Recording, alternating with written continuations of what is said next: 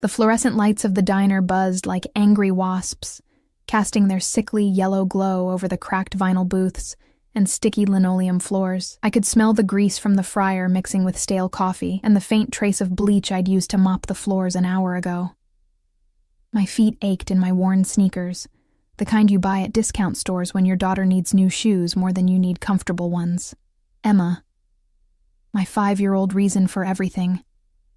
My reason for standing here at 9 p.m. on a Friday night, smiling at customers who didn't see me, collecting tips that barely covered rent. I wiped down the counter for the 3rd time, watching the clock. 10 more minutes until my shift ended. 10 more minutes until I could catch the bus home, relieve Mrs. Chen from babysitting duty, and collapse into bed beside Emma's warm little body. Sarah. Diane's voice cut through my exhaustion. She emerged from the kitchen, her bleached hair pulled back in a messy bun, makeup smudged under her eyes. Girl, you look dead on your feet. Just tired. I forced brightness into my voice. Long week. Long year, more like. She leaned against the counter, lowering her voice. Listen. Me and some of the girls were talking. You need to get out. Have some fun. When's the last time you went on a date? My hands stilled on the rag. Diane. I know. You're busy with Emma and work and life. She grabbed my arm, her acrylic nails pressing into my skin. But seriously, there's this guy. Nice guy. Stable job. My cousin knows him. We could set something up. Tomorrow night. Just dinner. Everything in me wanted to say no. The last nice guy had given me Emma and a broken promise, disappearing before she was born. But Diane's eyes held something I couldn't quite read, excitement mixed with something else. Something that should have warned me. I don't know. Come on, it's just one dinner. We'll even watch Emma for you. Me and Lisa. We love that kid. She squeezed my arm. You deserve something good, Sarah. Just this once. Let someone take care of you. The words hit harder than they should have. Let someone take care of you. When was the last time anyone had? I thought of my empty apartment, my endless shifts, the way I fell asleep calculating bills in my head. Okay, I whispered. One dinner. Diane's smile stretched too wide. Perfect. Tomorrow, 7 p.m., Russo's on 5th. Wear something nice. She bounced away before I could change my mind, leaving me with a creeping sensation that I'd just made a terrible mistake. I owned one dress, a simple black number I'd bought secondhand for a job interview 2 years ago. It hugged my thin frame, emphasizing the weight I'd lost from skipping meals to make sure Emma ate. I stared at my reflection in the cracked bathroom mirror, barely recognizing the hollow-eyed woman looking back. Mama, you look pretty. Emma bounced on my bed, her blonde curls flying, like a princess. Thanks, baby. I kissed her forehead, breathing in her strawberry shampoo scent. You be good for Miss Diane, okay? The cab ride to Russo's ate into money I didn't have. The restaurant materialized out of the downtown darkness, sleek, modern, with soft amber lighting spilling from floor-to-ceiling windows. Definitely not my usual territory. My stomach twisted. This was a mistake. I should have turned around then. Instead, I pushed through the heavy glass door into a world that smelled of expensive wine and fresh herbs. The hostess, tall, elegant, dripping with the kind of casual confidence that came from never worrying about rent, looked at me with thinly veiled disdain. Reservation? I'm meeting someone. I think the reservation is under... I realized I didn't know his name. Heat flooded my cheeks. I'm sorry, I don't... Sarah? A man approached. Thin, nervous-looking, with wire-rimmed glasses. Hi, I'm Martin, relief mixed with disappointment. He seemed nice enough, if utterly forgettable. Hi, table for 2, he told the hostess, who led us through the restaurant. I felt it before I saw him. A shift in the atmosphere, like the pressure drop before a storm. Conversations quieting, the clink of silverware becoming subdued. My skin prickled with awareness as we passed a corner booth, and I made the mistake of glancing over. He sat like a king holding court, surrounded by men in expensive suits that couldn't hide their predatory alertness. but he was the sun they all orbited. Young, maybe early 30s, with dark hair swept back from a face that belonged on magazine covers or movie screens. Sharp jawline, full lips, eyes so dark they looked black in the ambient lighting. Those eyes locked onto mine. The world tilted. I stumbled, catching myself on a chair.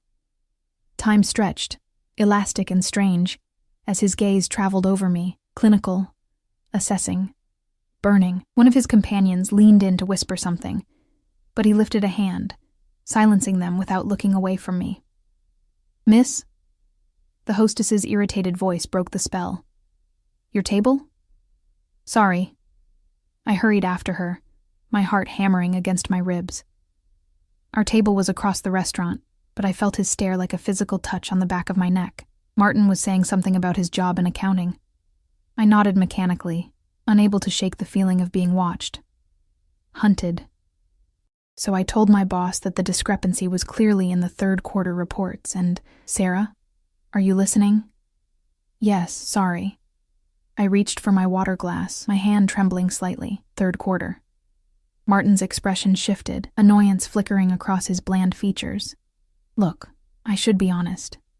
Diane and the girls, they kind of set this up as a joke, something about the desperate single mom needing a confidence boost." He laughed, the sound cruel in its casualness. "No offense, but you're really not my type. I just came for the free meal." The words landed like slaps. The restaurant noise faded to white static. I sat frozen, humiliation burning through my chest, my throat, my face. "But hey," Martin continued, already checking his phone. "Maybe you'll meet someone else here. Place like this, you never know." I should have stood up, should have walked out with whatever dignity I had left, but my body wouldn't cooperate, locked in shock and shame. Then a presence materialized beside our table, and the air changed. Expensive cologne, something dark and woody, with an underlying sharpness, like smoke and danger. A shadow fell across Martin's face. "You're in my seat." The voice was smooth, accented slightly. Italian, I thought, and absolutely laced with threat. I looked up into those black eyes, now fixed on Martin with an intensity that made my date's face drain of color. What? "No, this is our table. You misunderstand." The stranger's lips curved in something that wasn't quite a smile. "I'm not asking." Two men in dark suits appeared behind him, silent as ghosts. Martin scrambled up so fast his chair toppled backward. "Look, man, I don't want any trouble." "Then leave." Martin practically ran, leaving me alone with this beautiful, terrifying man, who slid into the vacated seat with liquid grace. Up close, he was devastating. High cheekbones, a small scar through his left eyebrow, those impossible eyes now focused entirely on me. "You have terrible taste in men." His accent wrapped around the words, making them sound like silk hiding steel. My voice came out barely above a whisper. "I didn't choose him." "No?" He tilted his head, studying me like I was a puzzle to solve. "Someone did this to you, set you up. Humiliation as entertainment." It wasn't a question. Heat prickled behind my eyes, but I refused to cry. Not here. Not in front of him. "It's fine. I should go." I started to stand, but his hand shot out, catching my wrist. Not hard, but firm enough to stop me. His skin was warm, his grip sending electricity racing up my arm. "Sit. I don't even know you. Dante." He released my wrist but didn't break eye contact. "And you are Sarah. You work at Mel's Diner on 7th. You have a daughter, 5 years old, blonde hair. You take the number 12 bus home every night, and you count your tips 3 times before you put them in your purse." Ice water flooded my veins. "How do you—" "I know everything that happens in this city." He leaned back, somehow making the simple movement look dangerous, including pathetic pranks on single mothers who deserve better. A waiter appeared, the same one who'd been ignoring my attempts to get water earlier, now nervously presenting a bottle of wine I couldn't pronounce. Dante waved him away with a gesture that spoke of absolute authority. "I should go," I repeated, but my voice wavered. "My daughter is with Diane Murphy and Lisa Torres. They're at your apartment. She's fine." He paused. "For now." The threat was subtle, but unmistakable. My blood ran cold. "What do you want?" "Dinner." He signaled, and suddenly staff materialized around us. Menus, wine, appetizers appearing as if by magic. "You came here to eat, so eat." "I can't afford." "You're my guest." His eyes glittered with something I couldn't name. Consider it compensation for being made a fool of. Every instinct screamed at me to run. But where? He knew where I lived, where Emma was, and something in his voice, beneath the threat, held a strange kind of protection.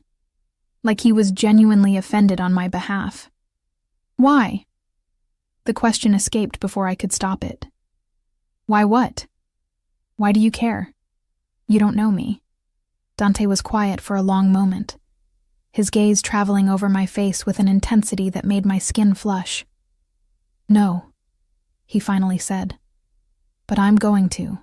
The words settled over me like a trap springing shut, and somewhere in the back of my mind, I knew my life had just changed forever. The food arrived in waves, dishes I couldn't pronounce, plated like art. Dante watched me with those predatory eyes as I picked at the first course. Some kind of delicate pasta that probably cost more than my weekly grocery budget. "You're not eating."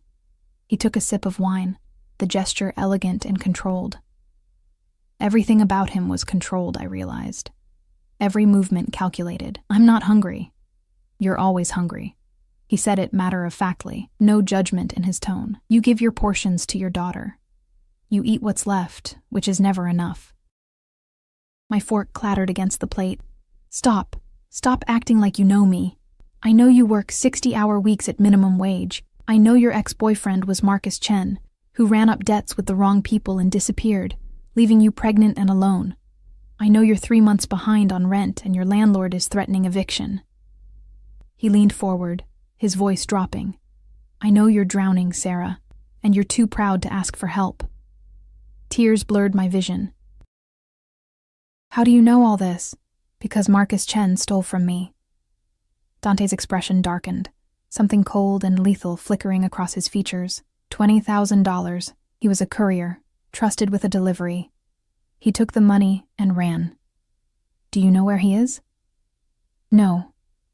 The word came out choked. "I haven't seen him since I told him I was pregnant. He just disappeared." Dante studied me for a long moment, then nodded slowly. "I believe you." "Are you going to hurt me? Because of what he did? Hurt you?" Something that might have been amusement touched his lips. "No, Cara. You're the only innocent thing in this entire sordid situation." The endearment, Italian tender, sent a shiver through me. "Then what do you want?" "I told you. Dinner. Conversation." He gestured to my untouched plate. "Eat, please." I forced myself to take a bite. The flavors exploded on my tongue. Rich, complex, perfect. My traitorous stomach reminded me I'd skipped lunch and breakfast. I ate another bite, then another, aware of his satisfied gaze. "Tell me about Emma." The question caught me off guard. "Why?" "Because when you say her name, you stop looking like you want to disappear." My chest tightened. No one had asked about Emma. Not really. Not like they cared. She's everything. Smart, funny, curious about everything. She loves dinosaurs and refuses to wear anything but the purple dress I bought her at a thrift store. She thinks I hung the moon. You did. Dante's voice softened almost imperceptibly. For her, you did. We ate in strange silence after that. I became hyper-aware of everything. The soft clink of his silverware, the way his fingers curled around his wine glass, the occasional murmur of his security team communicating through hidden earpieces. Twice, men approached the table with urgent whispers, and twice, Dante dismissed them with a sharp gesture, his attention never leaving me. "The women who set you up," he said, as dessert arrived. "Something chocolate and sinful. Do you want me to handle them? Handle them?" My pulse quickened. "What does that mean?" "Whatever you want it to mean." His expression remained neutral, but danger radiated from him like heat. "A warning. A lesson. They humiliated you publicly for their entertainment." "No." The word came out firm, They're not good people. But they don't deserve— I couldn't finish the sentence, couldn't voice what I suspected he was capable of. You're merciful. He said it like he was observing an exotic creature.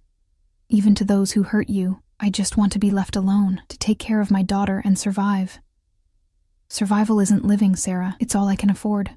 Dante reached into his jacket, and every instinct screamed danger. But he simply pulled out a sleek black card, sliding it across the table. Your rent. 3 months. Consider the debt paid. I stared at the card like it might bite me. I can't accept this. It's not a gift. Marcus stole from me. You suffered because of it. This is restitution. I didn't steal anything. No. But you're paying his debt anyway, aren't you? Every day, every shift, every meal you skip. He pushed the card closer. Take it. My hand trembled as I reached for it, pride warring with desperate need. 3 months' rent. 3 months of breathing room, of not lying awake calculating impossible math. 3 months of Emma having enough to eat. There's always a price, I whispered. What do you want from me?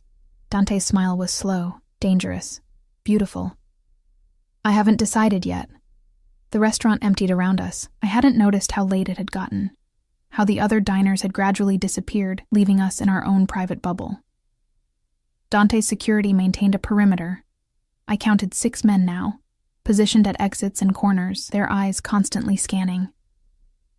I need to get home, I said, checking my phone. 11:30, past Emma's bedtime. Guilt twisted in my stomach. My driver will take you. I can catch the bus. At midnight? Alone? His eyes hardened. No. You can't just order me around. I can, and I will. Especially when it concerns your safety. He stood, buttoning his suit jacket with practiced ease. Come. I should have argued, should have insisted on my independence. But exhaustion weighed on me, and the thought of waiting at a bus stop in the dark made my skin crawl. I let him guide me out, his hand hovering at the small of my back. Not quite touching, but close enough to feel the heat of his palm through my thin dress. The car waiting outside was something from another world, sleek, black, windows tinted so dark they looked like mirrors. A man in a suit opened the back door, and Dante gestured me inside. The interior smelled like leather and expensive cologne, all soft ambient lighting and surfaces that probably cost more than I made in a year. Dante slid in beside me, filling the space with his presence. The door closed with a heavy thunk, sealing us in intimate darkness as the driver pulled into traffic. You're really scared of me, he said it quietly, observing. Should I be? Probably. His fingers drummed against his thigh, the first nervous gesture I'd seen. But I don't want you to be. What do you want, Dante? Really? He turned to face me fully, and in the passing streetlights, his features shifted between shadow and illumination. I want to understand why seeing you with that pathetic excuse for a man made me want to break his jaw. I want to know why you've been on my mind since I first saw you 2 weeks ago at that diner, serving coffee to men who don't see you. I want to know why— He stopped, jaw clenching. I want things I shouldn't want. My heart hammered. 2 weeks? I was there for a meeting. You brought me coffee. Said, have a nice day, with this tired smile that didn't reach your eyes. His voice dropped. And I couldn't stop thinking about it, about you. That's insane. Yes. He laughed, the sound dark. It is. The car stopped outside my building. A rundown walk-up in a neighborhood where sirens provided the nighttime soundtrack. Dante's expression tightened as he surveyed the area, disgust flickering across his features. You live here? Not everyone has a choice. Defensiveness sharpened my tone. No, but you do now. He pulled out his phone, typed something rapidly. Pack your things. You and Emma are moving. Excuse me? I grabbed the door handle.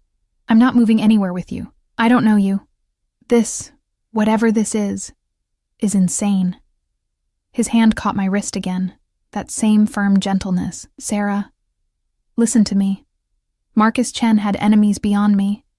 People who don't care about innocence or children. People who might decide that you know where he is, where the money went. Ice flooded my veins. I told you. I don't know. I believe you. They won't. His thumb traced a circle on my pulse point. The gesture strangely tender. Let me protect you. Both of you. Why? The question came out desperate. Why do you care? I don't know. The admission seemed to cost him, but I do. And when I want something, I take it. When I protect something, his eyes bore into mine. I do it absolutely. The apartment door opened above us, and Diane's face appeared, backlit and curious. I jerked away from Dante, my heart racing. I have to go. Tomorrow. I'll send someone. No, I scrambled out of the car, my legs shaky. Thank you for dinner. But I can't. The card. This is crazy. I ran before he could respond, taking the stairs 2 at a time, aware of his gaze following me until I disappeared into the building. Diane met me at my apartment door, her expression strange, part guilty, part excited. So? How was your date? I pushed past her into my tiny living room. Emma was asleep on the couch, her blonde hair spread across the worn cushions, one hand clutching her stuffed dinosaur. The sight of her settled something in my chest. It was a joke, wasn't it? The whole thing. You and Lisa and the others. You set me up to laugh at me. Diane had the decency to look ashamed. Sarah, it wasn't like that. Get out. We were just having fun. Get out. I held the door open, my voice shaking. And don't come back. She left in a huff of protests and excuses. I locked the door behind her, leaning against it as exhaustion crashed over me. The black card felt heavy in my purse. A tangible reminder that tonight had actually happened. I carried Emma to our shared bed, tucking her in carefully. She stirred, mumbling something about princesses and dinosaurs, and my heart clenched. Everything I did was for her, every humiliation, every double shift, every moment of grinding poverty. All of it was to give her a chance at something better. But Dante's words echoed in my mind. Survival isn't living. I pulled out the card, studying it in the dim light. 3 months' rent. 3 months of not drowning. 3 months bought with money connected to whatever dark world Dante inhabited. I should throw it away, should pretend tonight never happened. Instead, I tucked it into my wallet and tried to convince myself that everything would go back to normal tomorrow. I was still trying to believe that lie when I finally fell asleep, unaware that across the city, Dante sat in his penthouse office, staring at security footage of me entering my building, his expression unreadable as he made a single phone call that would change everything. Find Marcus Chen, he told whoever answered, and start surveillance on the girl. 24/7. If anyone goes near her or the child, I want to know immediately. He ended the call, then pulled up another image, a grainy security photo of me from the diner, smiling that tired smile that had haunted him for 2 weeks. Cosa mi stai facendo, he murmured to the empty room. What are you doing to me? But he already knew the answer. He was falling. And for a man who controlled everything, the loss of control was the most dangerous thing of all. Morning came with Emma's excited squeals and the reality of consequences I wasn't ready to face. I'd used the black card online at 2 a.m., my hands shaking as I typed in my landlord's payment portal. 3 months' rent. Just like that. The confirmation email felt like a pact with the devil. Mama, can we have pancakes? Emma bounced on the bed, her purple dress already on despite it being barely 7 a.m. Sure, baby. I kissed her nose, breathing in her innocence. Go brush your teeth first. She scampered off, and I reached for my phone. 12 missed calls from Diane. 3 from Lisa. A text from my manager at the diner asking if I was coming in for my shift. Reality, trying to drag me back to the script I'd been following for 5 years. Then another text, from an unknown number. The building on 5th and Lexington. Apartment 12C. Keys are with the doorman. Move in today. My blood ran cold. How did he get my number? Another text followed immediately. Don't be stubborn. I'm having your building inspected. The violations alone could get it condemned. I typed back furiously, you can't just order me around. His response was instant, watch me. I wanted to scream. Instead, I made Emma pancakes with the last of our mix, watching her eat with syrup-sticky joy while my mind raced. Part of me knew I should run, take Emma and disappear like Marcus had. But where? With what money? And Dante's words haunted me. Marcus had enemies, people who might decide you know something. My phone rang. Unknown number. I answered, my hand trembling. Buongiorno, cara. Dante's voice poured through the speaker, smooth and warm and absolutely certain I would obey. Did you get my messages? You can't make me move. I can. I am. Papers rustled on his end. Your current building has 18 code violations, including black mold in the walls and a heating system that's 1 winter away from killing someone. Emma deserves better. Stop using my daughter. I'm protecting your daughter. His voice hardened. Something her father never did. Something you're too proud to let anyone else do. The accusation hit home because it was true. I swallowed hard. The apartment, it's a trap, isn't it? You get me there, isolated, dependent. It's a 2-bedroom in a secure building with a doorman working heat, and no drug dealers in the stairwell. He paused. You can leave any time. The lease is in your name, but the building has security, cameras, guards. If anyone comes looking for you, I'll know. This is insane. Yes. We've established that. I heard a smile in his voice. My men will be there at noon to help you pack. Don't argue. They're coming regardless. Make it easy on yourself. He hung up before I could respond. They arrived precisely at noon. 3 large men in expensive casual wear that couldn't hide their dangerous efficiency. Emma peeked around my legs, eyes wide. Mama, who are they? Moving helpers, baby. I forced brightness into my voice. We're going to a new home. The tallest one, late 30s, scar across his knuckles, offered a surprisingly gentle smile. Ma'am, I'm Luca. Mr. Russo sent us to assist with the move. Mr. Russo. So that was Dante's last name. I don't have much to pack. That's fine. We'll be quick. They were. Professional, efficient, treating my secondhand furniture like it mattered. Wrapping Emma's toys with care, Luca carried boxes while the other 2, Marco and Tommaso, disassembled my bed frame. Emma watched, fascinated, asking questions they answered with patient amusement. Is Mr. Russo your friend? She asked Luca, holding her dinosaur. He's my boss. Is he nice? Luca's expression flickered, something between respect and fear. He's fair, and he protects his people. Are we his people now? Emma's innocent question made my stomach clench. Yes, Luca said simply. You are. The new building was everything my old one wasn't. Gleaming lobby, actual working elevator, hallways that smelled like fresh paint instead of mildew.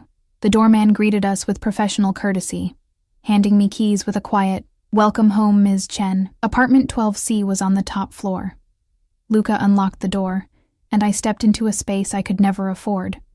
Hardwood floors, large windows flooding the rooms with natural light, a kitchen with appliances that actually matched. 2 bedrooms, just like Dante promised. One already set up with a bed, dresser, and toys I'd never seen. For the little one, Luca explained, seeing my expression. Mr. Russo wanted her to feel at home. Emma squealed, running to explore her new room, complete with a shelf of books, stuffed animals, and a purple comforter that matched her favorite dress. My throat tightened. He's buying us, I whispered. He's providing for you. Luca's tone held no judgment. There's a difference. The men unloaded our meager belongings, making them look even more pathetic in this beautiful space. When they finished, Luca handed me a phone. Sleek, new, expensive. Your number's the same, but this one's secure. Mr. Russo is contact number 1. Emergency services are 2. I'm 3. You need anything, groceries, repairs, security concerns, you call. I have a phone. Not one he can track to make sure you're safe. Luca met my eyes. He's serious about protection, Ms. Chen. Don't fight it. They left, and suddenly I was alone with Emma in an apartment that felt like a gilded cage. She was thrilled, jumping on her new bed, exploring every corner. I stood in the living room, holding the secure phone, understanding that I'd crossed a line I couldn't uncross. The phone rang. Number 1. Tell me you're not going to be difficult about this. Dante's voice held amusement. What am I supposed to tell people? My friends. You have no friends. You have coworkers who set you up for humiliation. Brutal honesty. And you're going to tell them you got a better job better apartment because you did. I didn't apply for any job. You're applying now. My restaurant, Russo's, where we met, head server position, better hours, better pay, better tips. You start Monday. I sank onto the couch, overwhelmed. You can't just rearrange my entire life. I can. I am. I will continue to do so until you understand that you don't have to struggle alone anymore. His voice softened. How's Emma? The question disarmed me. She loves the room, the books, the purple comforter. Good. Satisfaction warmed his tone. And you? I'm terrified. Of me? Of this, of whatever this is, of what you'll want in return. Silence stretched between us. Then, have dinner with me. Tonight. Bring Emma. That's not... I have a niece her age. They can play while we talk. Really talk. He paused. Please, Sarah. Let me prove I'm not the monster you think I am. You're a criminal. I said it flatly. You run... What?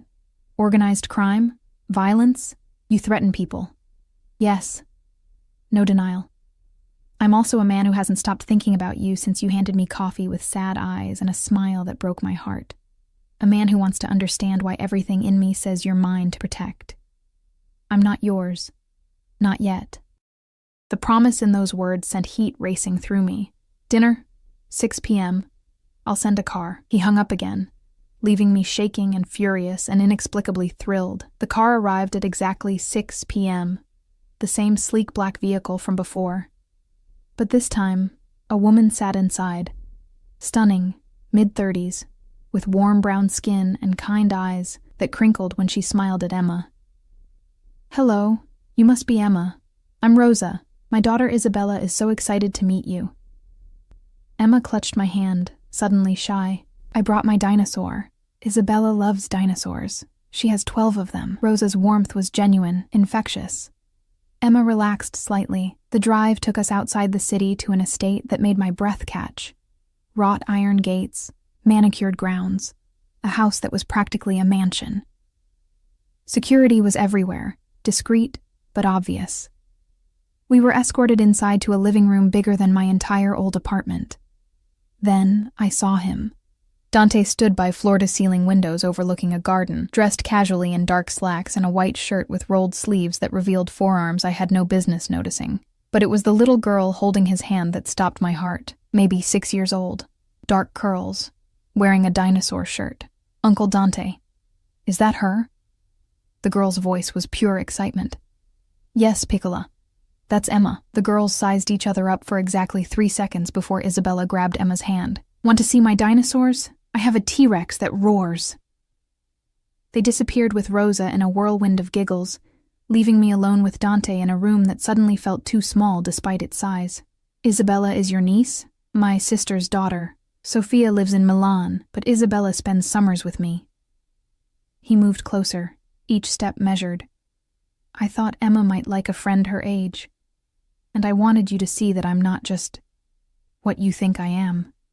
And what do I think you are? A monster who takes what he wants.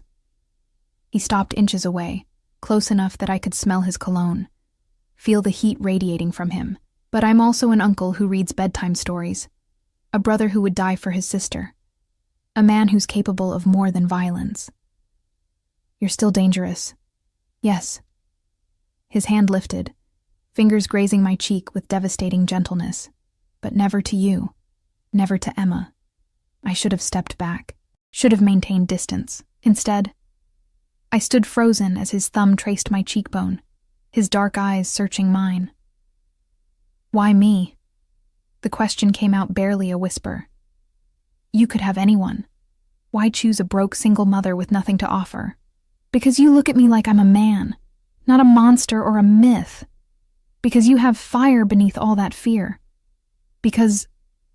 He stopped, jaw clenching. Because when I see you, I see something worth protecting, worth keeping. Worth. A crash from upstairs, followed by children's laughter. The spell broke. Dante's hand dropped, but his gaze remained intense. Dinner's ready, he said quietly. Let me feed you properly. Both of you. The dining room was more intimate than I expected. A table set for 4. Food that smelled incredible, soft music playing. Isabella and Emma chattered about dinosaurs while Rosa served, her presence a comfortable buffer.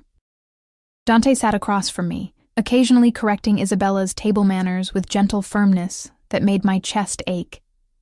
This man who commanded fear in the streets was patient with a 6-year-old's questions.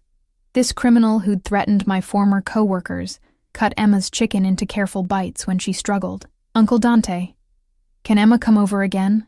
Isabella asked through a mouthful of pasta. "If her mama says yes." His eyes found mine. "We'd like that very much." Emma looked at me with hopeful eyes, and I felt the trap closing. Not cruel, but inexorable. This life he was offering, safety, comfort, a friend for Emma, a man who looked at me like I mattered, but at what cost? After dinner, Isabella took Emma to her playroom, leaving us alone on the terrace under a sky full of stars I'd never seen in the city. "Tell me about Marcus," Dante said, his voice carefully neutral. "Why?" "Because he's the shadow between us, because I need to understand." I wrapped my arms around myself. "I met him at a party. He was charming, exciting, said all the right things. I was young and stupid and believed him when he said he loved me. The words tasted bitter. Then I got pregnant, and suddenly I wasn't exciting anymore. Just a burden. He left before Emma was born. I haven't heard from him since. Did you love him?" "I thought I did. Now I think I just love the idea of someone wanting me." I met Dante's eyes. "Why does it matter?" "Because I need to know if your heart's still his." He moved closer, backing me against the terrace railing. "I need to know if there's space for someone else." My pulse hammered. "Dante, I'm not him." His hands gripped the railing on either side of me, caging me in. "I don't make empty promises. I don't abandon. When I claim something," his voice dropped, rough with intensity, "I keep it. I protect it. I own it completely. I'm not something to own. No. You're someone to cherish." His forehead touched mine, his breath warm against my lips. "Let me, Sarah. Let me give you everything he never could." I was drowning in his nearness, his certainty, the promise of safety I'd never known. One word, and my life would change irrevocably. But before I could speak, his phone buzzed. He cursed in Italian, checking the screen. His expression hardened instantly. "What is it?"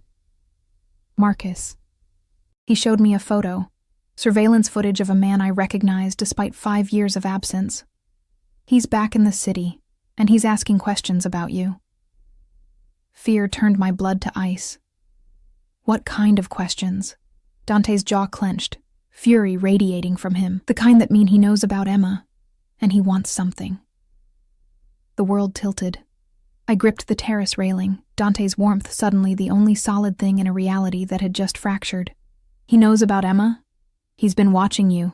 Dante's voice was deadly calm, the kind of quiet that preceded violence. "My sources say he approached one of your former co-workers yesterday, asked about your schedule, where you live, if you have family helping you. Diane." The name came out choked. She set me up for that date. She would tell him anything. She did. He pulled up another message, showed me a transcript. Diane's words, selling me out. Sarah's desperate, behind on rent. No support system. She'd probably take him back if he showed up with cash. Betrayal burned through my chest.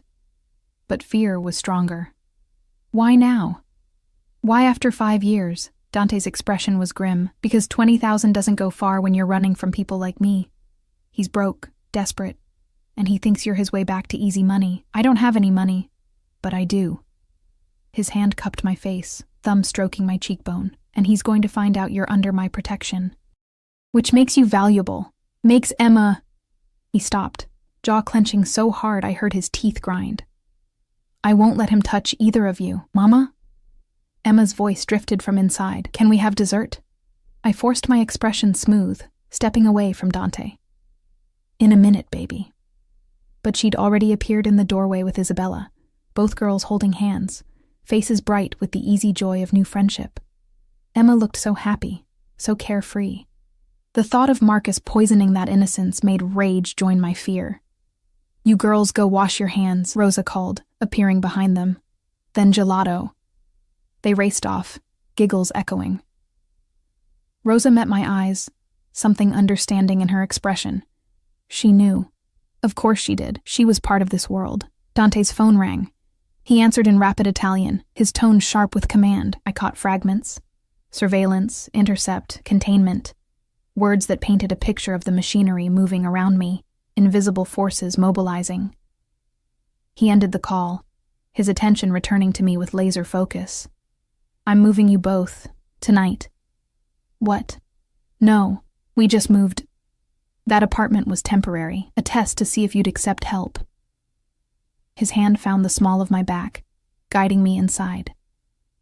Now you're going somewhere Marcus can never find you. Somewhere I can guarantee your safety. Where?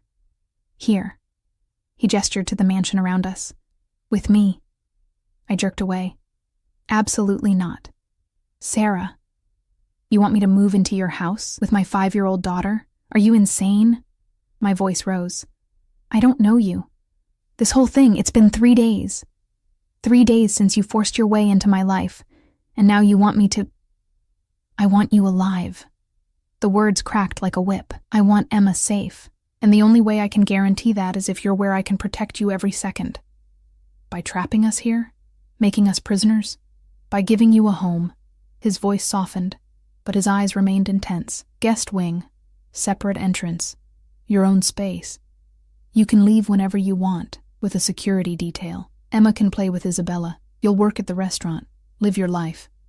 But you'll sleep under my roof where I know you're safe. This is crazy. Yes.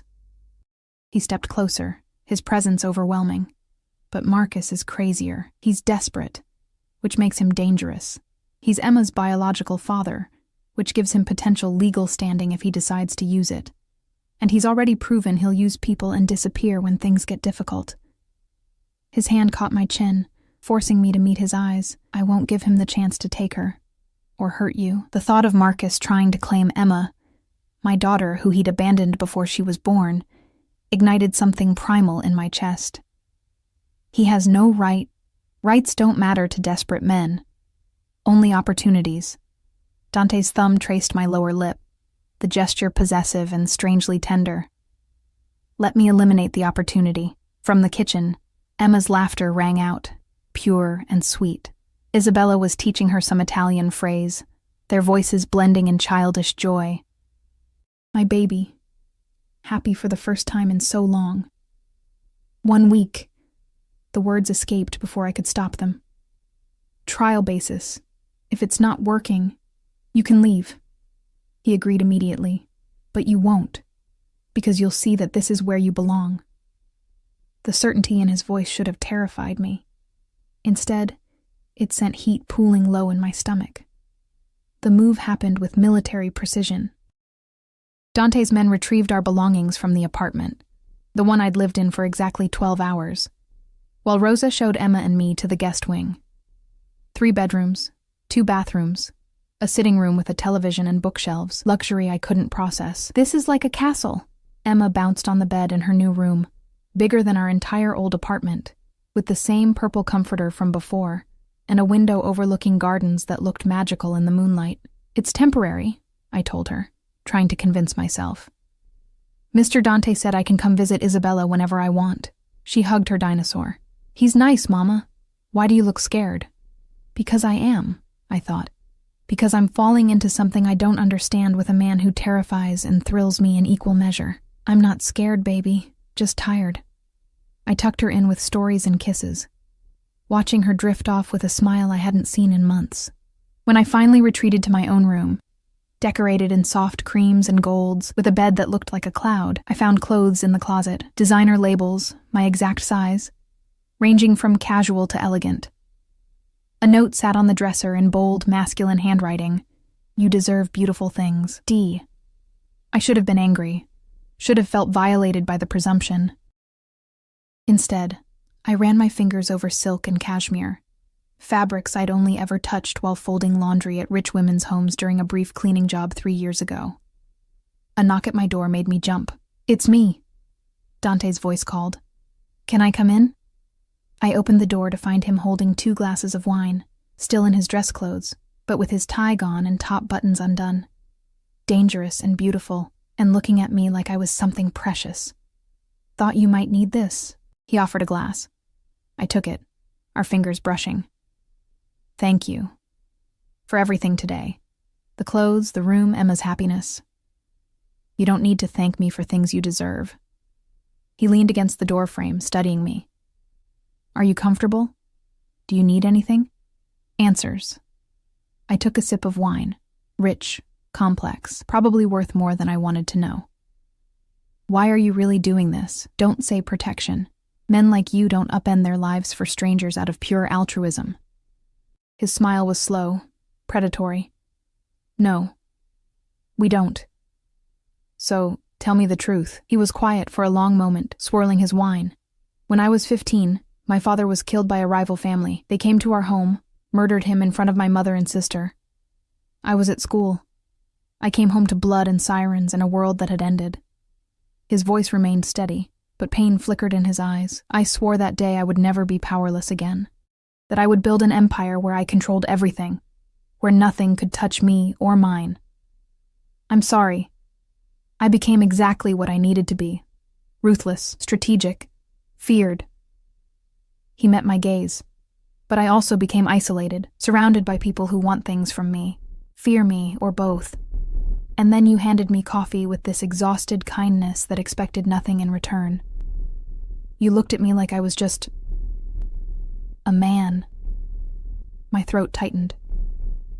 "I didn't know who you were." "Exactly."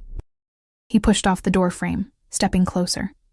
"You saw me, not my reputation. Not my money or power, just me. And when that idiot humiliated you in my restaurant, something in me..." He stopped, jaw clenching. "I wanted to destroy him. Wanted to burn down the world for making you feel less than extraordinary. That's not healthy. No, it's obsession." He said it calmly, like announcing the weather. "I'm obsessed with you, Sarah, with the way you sacrifice everything for Emma. With your stubborn pride and quiet strength, with the way you flinch from kindness like you've forgotten you deserve it." I backed up a step. "You don't know me well enough to be obsessed." "Don't I?" He advanced, matching my retreat. "I know you take your coffee black because milk is an extra expense. I know you sing while you clean, always the same sad love songs. I know you count to 10 when Emma throws tantrums, because someone once told you anger isn't productive. I know," his hand cupped my face, "that you haven't let yourself want anything in 5 years, because wanting feels dangerous. Stop." The word came out breathless. "Why?" "Because you're making me want things I can't have. You can have everything." His forehead touched mine, his breath warm against my lips. "Say yes. Stop fighting. Let me give you the world. What do you get in return? You. Simple. Devastating. In my home. In my life. Eventually." His thumb traced In my my lower bed. lip. Heat flooded through me. "I can't. Emma, I know. I'm not rushing you." His lips brushed my temple, feather light. "But I want you to know my intentions. I want you, Sarah. All of you, and I'm a patient man when I need to be. And if I say no, then I'll wait. Protect you anyway. Give you space." His smile was dark. "But I'll also make sure you see what you're missing. Every day. Every moment.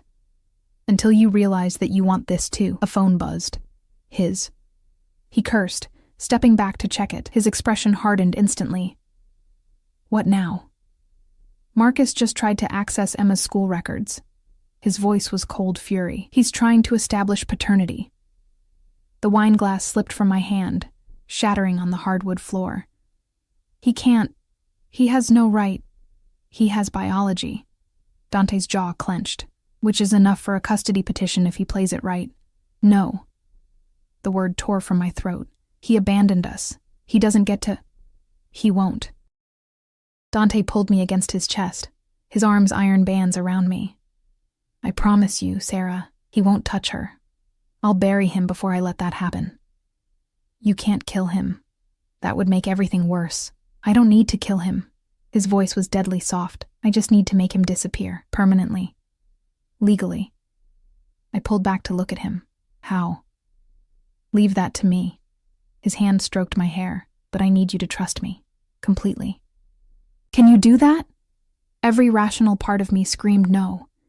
But the desperate mother in me, the exhausted woman who'd fought alone for too long, whispered yes. What do you need me to do? Tomorrow you'll meet with my lawyers. They'll file for full custody with a restraining order.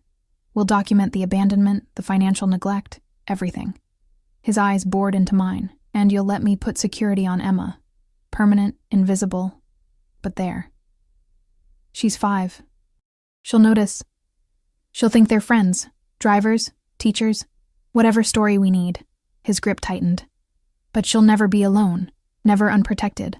I swear it on everything I am. The vow settled over me like a blanket, warm and suffocating. Okay? Okay? I trust you. The words felt like surrender, like falling. Help me protect her. Something blazed in his eyes, triumph, possession, something deeper I couldn't name. You're mine now. You understand that? Once I protect something, I don't let it go. I'm not a possession. No. You're something far more precious. He kissed my forehead, the gesture tender despite the intensity in his voice. You're mine to cherish, mine to keep, mine to... Emma's scream shattered the moment. We both ran, Dante pulling a gun from somewhere I hadn't seen, his entire demeanor shifting to lethal focus. He reached her room first, weapon raised, then froze. Emma sat up in bed, tears streaming down her face. Mama, I had a bad dream. Just a nightmare.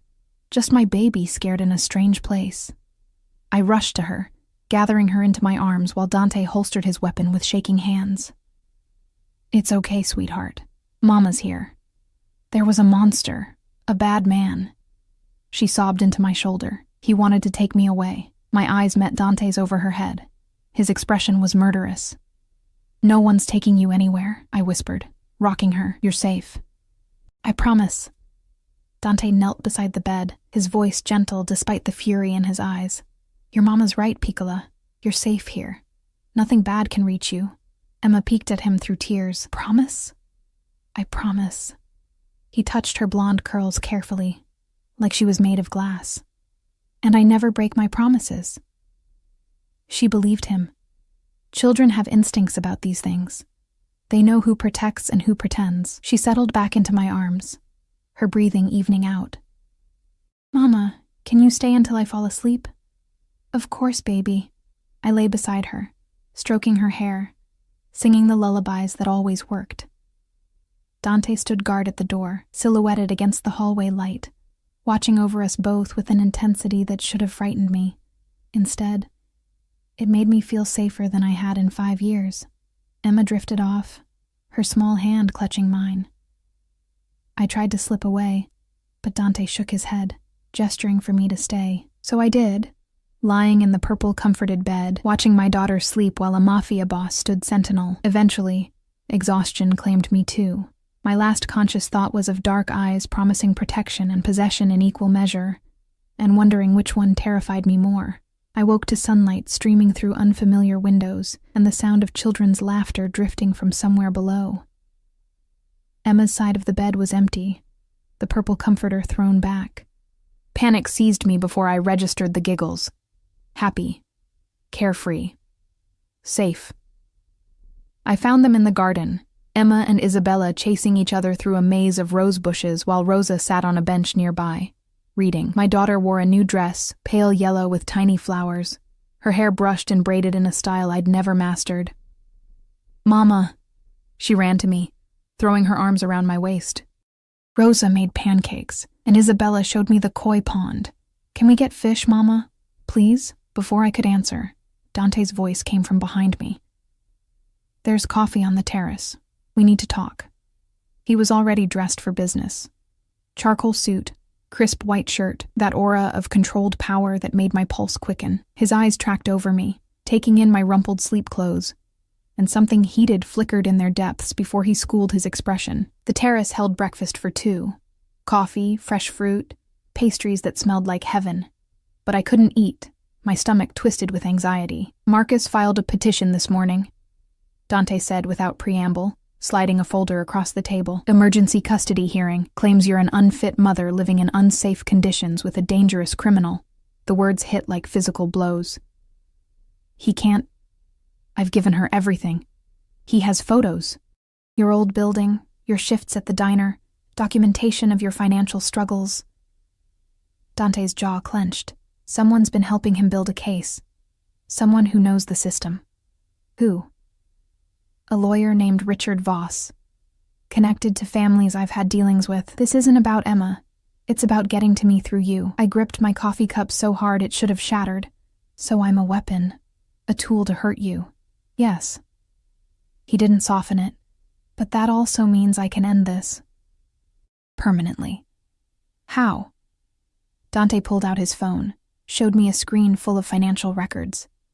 Marcus Chen owes money to 3 different organizations: gambling debts, loan sharks, and a particularly nasty crew out of Brooklyn. Total: $95,000.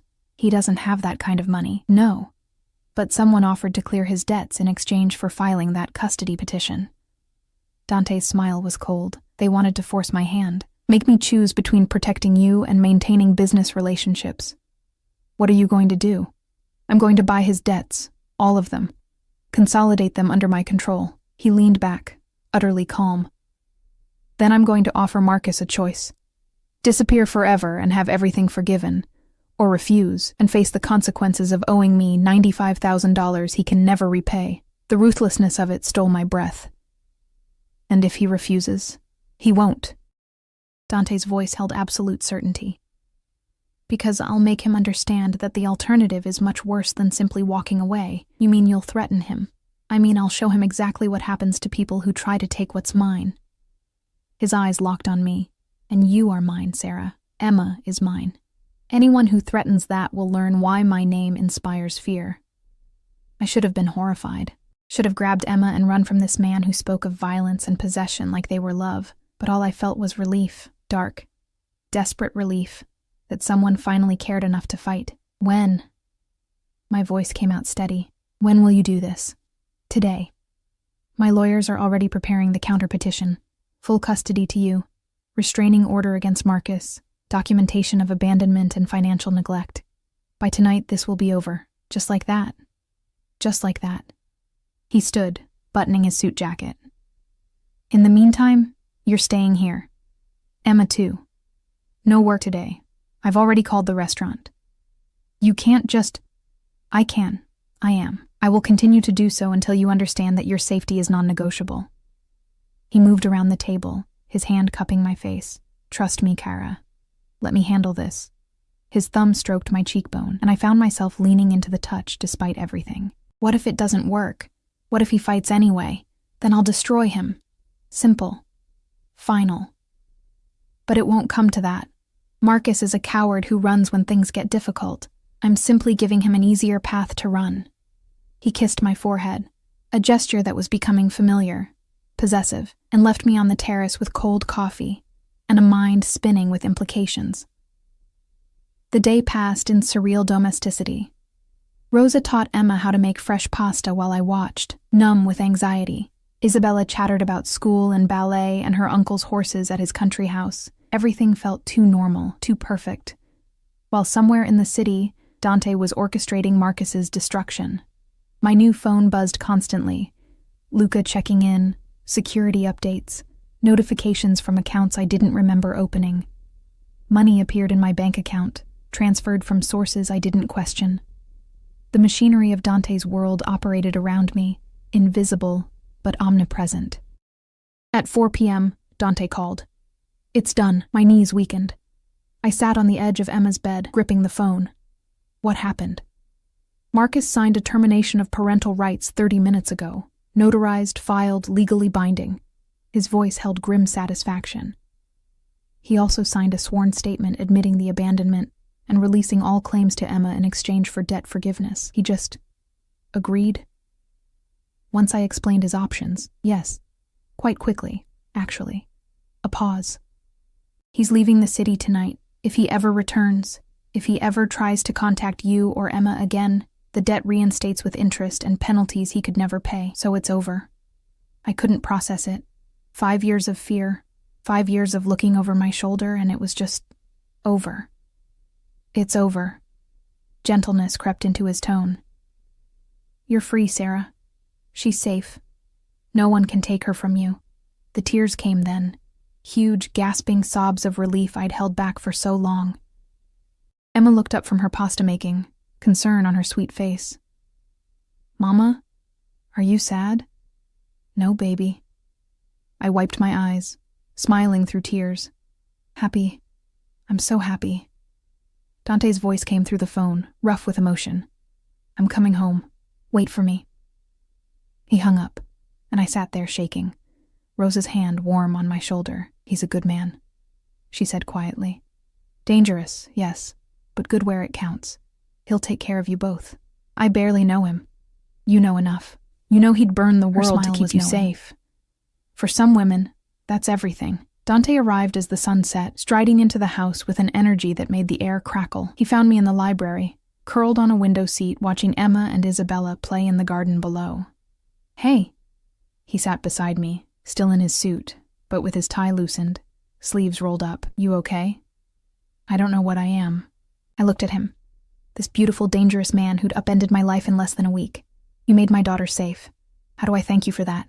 You don't. His hand found mine, fingers intertwining. You just stay. Let me keep you safe. Both of you. For how long? Forever. He said it simply, like promising forever was normal. I told you. When I claim something, I don't let go. Dante, I'm in love with you. The words stopped my heart. I know it's insane. I know it's too fast. I know you probably think I'm confusing obsession with love, but I've never felt this before. This need to protect, to provide, to wake up every morning knowing you're safe and happy. You can't love me. We've known each other less than a week. I've known you for 2 weeks, watched you for most of it, learned everything about you. His free hand cupped my face. I know this is overwhelming. I know I'm asking too much, but I'm done pretending this is just about protection or responsibility. What is it about then? You. His thumb traced my lower lip. Your strength. Your love for Emma. The way you keep fighting even when you're exhausted. The way you look at me like I'm both dangerous and safe. His voice dropped. The way you make me want to be a better man. You threatened someone today, probably terrified him. I protected what's mine. There's a difference. His forehead touched mine. I won't apologize for that. This is who I am, Sarah. Ruthless when I need to be. Violent when there's no other option. But never with you. Never with Emma. How can I trust that? Because you already do. His lips brushed mine, barely a touch. You're still here. You let me move you. Protect you. Handle Marcus. You trust me with your daughter. The most precious thing in your world. He was right. Somewhere between the fear and the relief, I'd started trusting him. Started believing that beneath the dangerous exterior was a man who meant what he promised. I'm scared, I whispered. Of me? Of this. Of feeling too much too fast. Of what happens when you realize I'm just ordinary, poor, broken. You're extraordinary. He kissed me properly then. Soft, deep, devastating. And you're mine. Say it. Dante, say you're mine. His hand slid into my hair, tilting my head back. Say you'll stay. Say you'll let me love you the way you deserve. I'm terrified you'll break my heart. Then I'll spend every day proving I won't. Another kiss. Harder this time. I'm not him, Sarah. I don't run. I don't abandon. I protect what I love with everything I have. What if it's not enough? What if Emma gets hurt because of your world? She won't. Steel entered his voice. I have security protocols for everything. The best schools, the best protection, a life where she'll never want for anything. She'll be safer than 99% of children in this city. And me? You'll be cherished. Protected. Loved so completely you'll forget what it felt like to be alone. His eyes blazed with intensity. Say yes, Kara. Stop fighting this. I looked out the window at Emma, laughing in the golden sunset light, happier than I'd seen her in months.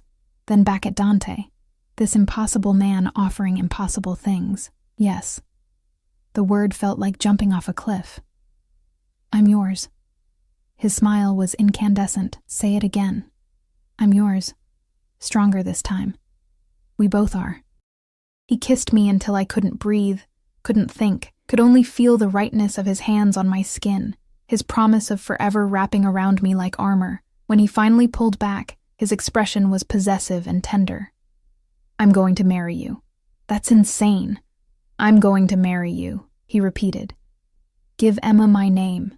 Make you both mine in every legal way possible. His thumb stroked my cheekbone. But I'll wait until you're ready, until you believe this is real. And if I'm never ready, then I'll wait forever. He stood, pulling me with him. But you will be. Because every day, I'm going to show you what it means to be loved by me. 3 months later, I stood in Dante's bathroom, our bathroom now, in the master suite I'd finally agreed to share, staring at a positive pregnancy test with shaking hands. Emma and Isabella's laughter drifted from downstairs where Rosa was supervising a tea party. Dante was in his office, handling business I no longer asked about because I'd learned to trust that he kept that world separate from ours. I heard his footsteps on the stairs, the confident stride that made my heart race even after 3 months of waking up beside him.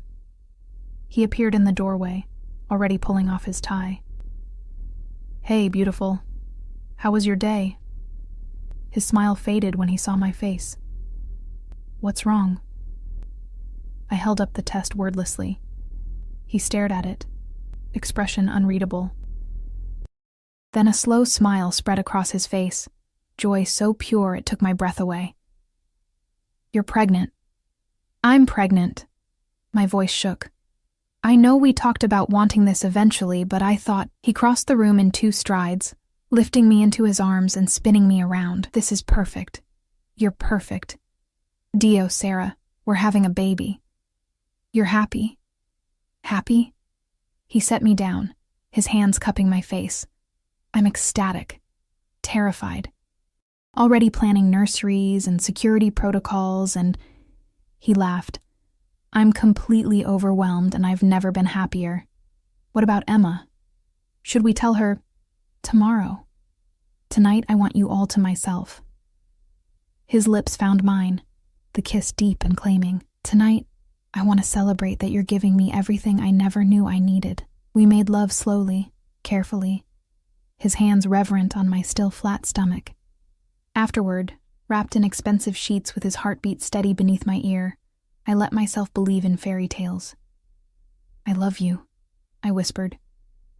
I should have said it before, but I was scared. I know. His arms tightened around me. But you're not scared anymore? I'm terrified. But I love you anyway. Good. He kissed my hair. Because you're stuck with me now, forever.